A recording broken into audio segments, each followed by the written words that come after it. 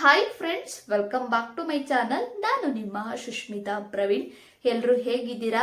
I hope ಎಲ್ಲರೂ ಆರಾಮಾಗಿದ್ದೀರಾ ಅಂತ ಅನ್ಕೊಂಡು ಈ ಒಂದು ವಿಡಿಯೋನ ನಾನು ಶುರು ಮಾಡ್ತಾ ಇದ್ದೀನಿ. ಈ ಒಂದು ವಿಡಿಯೋದಲ್ಲಿ ನನ್ನ ಒಂದು ಸ್ಕಿನ್ ಕೇರ್ ರೊಟೀನ್ ತೋರ್ಸೋಣ ಅನ್ಕೊಂಡಿದ್ದೀನಿ. ಜಸ್ಟ್ 15 ರುಪೀಸ್ ಅಲ್ಲಿ ಯಾವ ರೀತಿ ನನ್ನ ಒಂದು ಸ್ಕಿನ್ ಕೇರ್ ನ ಮಾಡ್ತೀನಿ ಅನ್ನೋದನ್ನ ಈ ಒಂದು ವಿಡಿಯೋದಲ್ಲಿ ತೋರಿಸ್ಕೊಡ್ತೀನಿ. ಐ ಹೋಪ್ ಈ ಒಂದು ವಿಡಿಯೋ ನಿಮ್ಗೆ ಇಷ್ಟ ಆಗುತ್ತೆ ಅನ್ಕೋತೀನಿ. ಇಷ್ಟ ಆದ್ರೆ ಗೊತ್ತಲ್ಲ, ಪ್ಲೀಸ್ ಲೈಕ್ ನ ಮಾಡೋದನ್ನ ಮರಿಬೇಡಿ. ಹಾಗೆ ಇನ್ನ ಯಾರೆಲ್ಲ ನನ್ನ ಒಂದು ಚಾನಲ್ ಅನ್ನ ಸಬ್ಸ್ಕ್ರೈಬ್ ಮಾಡದೆ ಈ ವಿಡಿಯೋನ ನೋಡ್ತಾ ಇದ್ದೀರಾ, ಪ್ಲೀಸ್ ಸಬ್ಸ್ಕ್ರೈಬ್ ಮಾಡ್ಕೊಂಡು ವಿಡಿಯೋನ ನೋಡಿ. ಹಾಗೆ ಪಕ್ಕದಲ್ಲಿರುವಂತಹ ಬೆಲ್ ಐಕನ್ ಕ್ಲಿಕ್ ಮಾಡಿ. ಈ ರೀತಿ ನೀವು ಕ್ಲಿಕ್ ಮಾಡೋದ್ರಿಂದ ನಾನು ಯಾವುದೇ ರೀತಿಯ ಹೊಸ ವಿಡಿಯೋನ ಅಪ್ಲೋಡ್ ಮಾಡಿದಾಗ ಫಸ್ಟ್ ನೋಟಿಫಿಕೇಶನ್ ನಿಮ್ಗೇನೆ ಬರುತ್ತೆ. ಬನ್ನಿ, ಈಗ ಜಾಸ್ತಿ ಮಾತಾಡದೆ ಯಾವ ರೀತಿ ನನ್ನ ಒಂದು ಸ್ಕಿನ್ ಕೇರ್ ನ ಮಾಡ್ತೀನಿ ಅನ್ನೋದನ್ನ ಈ ಒಂದು ವಿಡಿಯೋದಲ್ಲಿ ತೋರಿಸ್ಕೊಡ್ತೀನಿ. ಬನ್ನಿ. ಫಸ್ಟ್ ಸ್ಟೆಪ್, ನಾನಿಲ್ಲಿ ಕ್ಲೀನ್ ಆಗಿ ಫೇಸ್ ವಾಶ್ ನ ಮಾಡ್ಕೊಂಡ್ ಬಂದಿದ್ದೀನಿ. ನನ್ನ ಸ್ಕಿನ್ ಮೇಲೆ ಯಾವುದೇ ರೀತಿ ಒಂದು ಸ್ವಲ್ಪನೂ ಕೂಡ ಮೇಕಪ್ ಇಲ್ಲ. ಆ ರೀತಿಯಲ್ಲಿ ನಾನು ಕ್ಲೀನ್ ಆಗಿ ಫೇಸ್ ವಾಶ್ ನ ಮಾಡ್ಕೊಂಡ್ ಬಂದಿದ್ದೀನಿ. ಈಗ ಕ್ಲೀನ್ ಆಗಿ ನಾನು ಮುಖನೆಲ್ಲ ಸೀಟ್ಕೋತೀನಿ.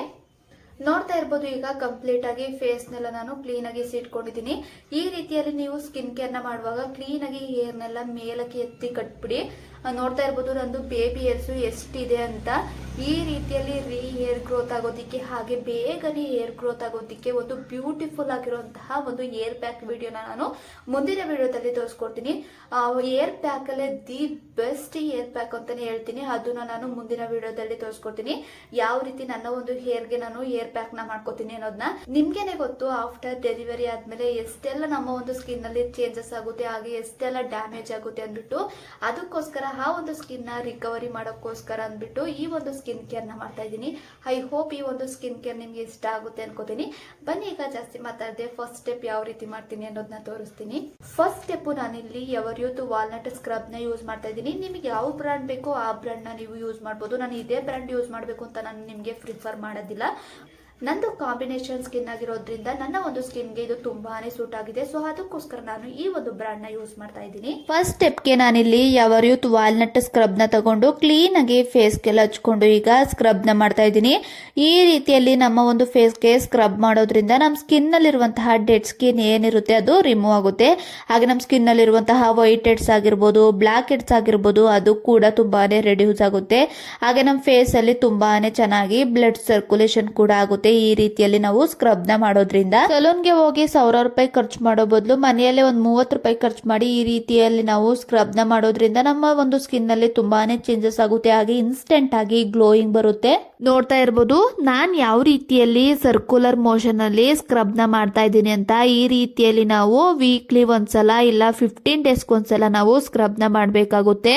ಮಿನಿಮಮ್ ಅಂದ್ರೂ ಒಂದ್ 5 ನಿಮಿಷನಾದ್ರೂ ನಿಧಾನಕ್ಕೆ ಸ್ಕ್ರಬ್ ಮಾಡೋದ್ರಿಂದ ನಮ್ಮ ಸ್ಕಿನ್ ಅಲ್ಲಿ ತುಂಬಾನೇ ಚೆನ್ನಾಗಿ ಡೆಡ್ ಸ್ಕಿನ್ ಅನ್ನೋದು ರಿಮೂವ್ ಆಗುತ್ತೆ. ನಾನಿಲ್ಲಿ ಫಾಸ್ಟ್ ಫಾರ್ವರ್ಡ್ ಗೆ ಇಟ್ಟಿರೋದ್ರಿಂದ ನಿಮಗೆ ಫಾಸ್ಟ್ ಆಗಿ ಕಾಣಿಸ್ತಾ ಇದೆ ಅಷ್ಟೇ. ಸ್ಕ್ರಬ್ ನೆಲ್ಲ ಮಾಡ್ಕೊಂಡಾದ್ಮೇಲೆ ಯಾವುದೇ ರೀತಿ ಸೋಪು ಇಲ್ಲ ಫೇಸ್ ವಾಶ್ ನ ಬಳಸ್ತಾನೆ ನಾನು ಕಂಪ್ಲೀಟ್ ಆಗಿ ನನ್ನ ಒಂದು ಫೇಸ್ ನ ಪ್ಲೇನ್ ವಾಟರ್ ಅಲ್ಲಿ ಈಗ ಕ್ಲೀನ್ ಆಗಿ ತೊಳ್ಕೊಂಡು ಬರ್ತೀನಿ. ಫಸ್ಟ್ ಟೈಮ್ ಏನಾದರೂ ನೀವು ಪ್ರಾಡಕ್ಟ್ ನ ಯೂಸ್ ಮಾಡ್ತಾ ಇದ್ರೆ ಪ್ಯಾಚ್ ಟೆಸ್ಟ್ ಅಂತ ನೀವು ಟ್ರೈ ಮಾಡಿ. ಕುತ್ತಿಗೆಗೆ ಇಲ್ಲ ಕೈಗೆ ಒಂದು ಸ್ವಲ್ಪ ಹಚ್ಬಿಟ್ಟು ನೋಡಿ.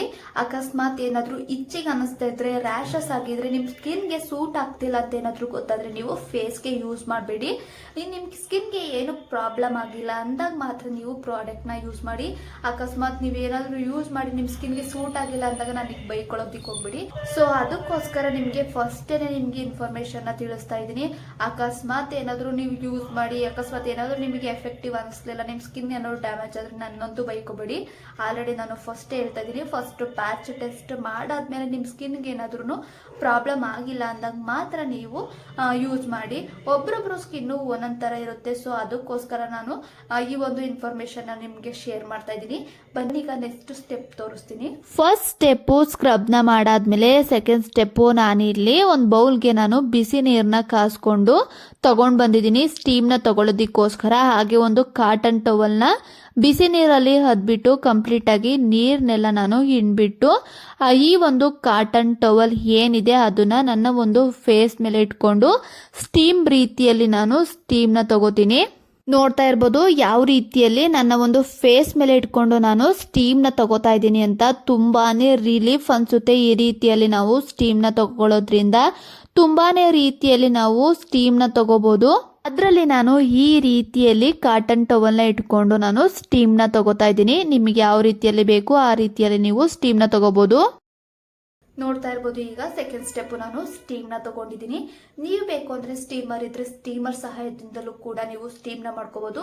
ಇಲ್ಲ ಬಿಸಿನೀರನ್ನ ಕಾಸ್ಕೊಂಡು ಒಂದು ಟವಲ್ ಮುಚ್ಚಿಬಿಟ್ಟು ಆ ರೀತಿಯಲ್ಲಾದ್ರೂ ಕೂಡ ನೀವು ಸ್ಟೀಮ್ನ ತಗೋಬಹುದು. ಇಲ್ಲ ಅಂದ್ರೆ ನೀವು ಬಿಸಿನೀರನ್ನ ಕಾಸ್ಕೊಂಡು ಒಂದು ದಪ್ಪ ಇರುವಂತಹ ಟವಲ್ನ ತಗೊಂಡು ಅದ್ರೊಳಗಡೆ ಡಿಪ್ ಮಾಡಿ ಒಂದ್ ಸ್ವಲ್ಪ ನೀರ್ನೆಲ್ಲ ಇಟ್ಬಿಟ್ಟು ಫೇಸ್ ನಲ್ಲಿ ಇಟ್ಕೊಂಡ್ರು ಕೂಡ ಅದು ಸ್ಟೀಮರ್ ಆಗಿ ವರ್ಕ್ ಆಗುತ್ತೆ.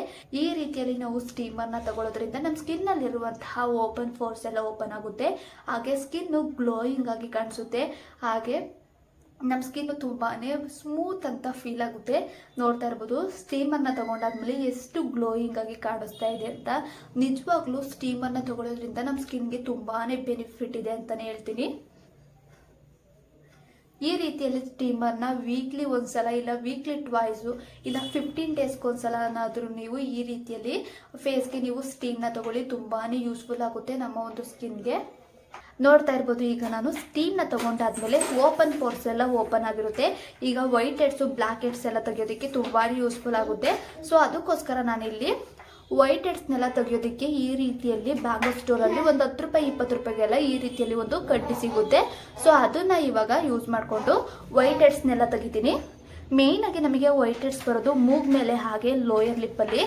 ನೋಡಿ, ಈಗ ನಾನು ತೆಗಿತೀನಿ. ನಿಮಗೆ ವಿಡಿಯೋದಲ್ಲಿ ಯಾವ ರೀತಿಯಲ್ಲಿ ಕಾಣಿಸ್ತಾ ಇದೆಯೋ ಇಲ್ವೋ ಅಂತ ಗೊತ್ತಿಲ್ಲ, ಬಟ್ ತುಂಬಾನೇ ಈಸಿಯಾಗಿ ಬರುತ್ತೆ ವೈಟ್ ಹೆಡ್ಸ್ ಎಲ್ಲ ಸ್ಟೀಮ್ನ ಕೊಟ್ಟಿರೋದ್ರಿಂದ.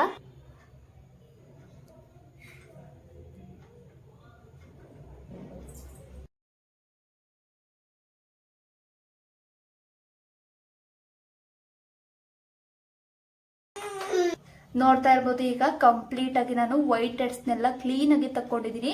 ಈ ರೀತಿಯಲ್ಲಿ ನೀವು ಸ್ಟೀಮ್ನ ಕೊಟ್ಬಿಟ್ಟು ವೈಟ್ ಹೆಡ್ಸ್ನ ತೆಗೀರಿ. ಆಗ ಕಂಪ್ಲೀಟ್ ಆಗಿ ವೈಟ್ ಹೆಡ್ಸ್ ಕೂಡ ಒಂಚೂರು ಇಲ್ದಾನೆ ಬರುತ್ತೆ, ಅಷ್ಟು ಕ್ಲೀನ್ ಆಗಿ ಬರುತ್ತೆ. ನೋಡ್ತಾ ಇರ್ಬೋದು, ನಾನೀಗ ಕಂಪ್ಲೀಟ್ ಆಗಿ ವೈಟ್ ಹೆಡ್ಸ್ನೆಲ್ಲ ತೆಗೆದಿದ್ದೀನಿ. ಈಗ ನೆಕ್ಸ್ಟ್ ಸ್ಟೆಪ್ ಯಾವ ರೀತಿಯಲ್ಲಿ ಮಾಡ್ತೀನಿ ಅನ್ನೋದನ್ನ ತೋರಿಸ್ತೀನಿ ಬನ್ನಿ. ನೆಕ್ಸ್ಟ್ ಸ್ಟೆಪ್ ನಾನಿಲ್ಲಿ ಹಿಮಾಲಯ ನೀಮ್ ಫೇಸ್ ಪ್ಯಾಕ್ ನ ಯೂಸ್ ಮಾಡ್ತಾ ಇದ್ದೀನಿ. ನೀಮ್ ಫೇಸ್ ಪ್ಯಾಕ್ ನ ಯೂಸ್ ಮಾಡೋದ್ರಿಂದ ನಮ್ಮ ಸ್ಕಿನ್ ನಲ್ಲಿರುವಂತಹ ಆಯಿಲ್ ಕಂಟೆಂಟ್ ನ ಕಮ್ಮಿ ಮಾಡುತ್ತೆ. ಹಾಗೆ ಪಿಂಪಲ್ ನು ಕೂಡ ಕಮ್ಮಿ ಮಾಡುತ್ತೆ. ಪಿಂಪಲ್ ಮಾರ್ಕ್ಸ್ ನು ಕೂಡ ಕಮ್ಮಿ ಮಾಡುತ್ತೆ. ನೋಡ್ತಾ ಇರ್ಬೋದು, ಈಗ ಬೆರಳಿನ ಸಹಾಯದಿಂದ ಕಂಪ್ಲೀಟ್ ಆಗಿ ನನ್ನ ಫೇಸ್ಗೆಲ್ಲ ಹಚ್ಕೋತೀನಿ. ಬೇಕಿದ್ರೆ ಬ್ರಷ್ ಅಲ್ಲೂ ಕೂಡ ಹಚ್ಕೋಬಹುದು. ನಾನಿಲ್ಲಿ ಬೆರಳಿನ ಸಹಾಯದಿಂದಲೇ ಹಚ್ಕೋತಾ ಇದ್ದೀನಿ. ಈ ರೀತಿಯಲ್ಲಿ ಫೇಸ್ಗೆಲ್ಲ ಹಚ್ಕೊಂಡಾದ್ಮೇಲೆ ಒಂದು 10 ನಿಮಿಷ ನಾನು ಡ್ರೈ ಆಗೋದಕ್ಕೆ ಬಿಡ್ತೀನಿ. ಒಂದು 10 ನಿಮಿಷ ಆದ್ಮೇಲೆ ನೋಡ್ತಾ ಇರ್ಬೋದು, ಈ ರೀತಿಯಲ್ಲಿ ಡ್ರೈ ಆಗಿದೆ. ಇದನ್ನ ಈಗ ಯಾವುದೇ ರೀತಿ ಸೋಪ್ನ ಯೂಸ್ ಮಾಡದೆ ನಾನು ಪ್ಲೈನ್ ವಾಟರ್ ಅಲ್ಲಿ ತೊಳ್ಕೊಂಡು ಬರ್ತೀನಿ. ನೋಡ್ತಾ ಇರ್ಬೋದು ಯಾವ ರೀತಿಯಲ್ಲಿ ಆಲ್ರೆಡಿ ಫೇಸು ಗ್ಲೋಯಿಂಗ್ ಆಗಿ ಕಾಣಿಸ್ತಾ ಇದೆ ಅಂತ.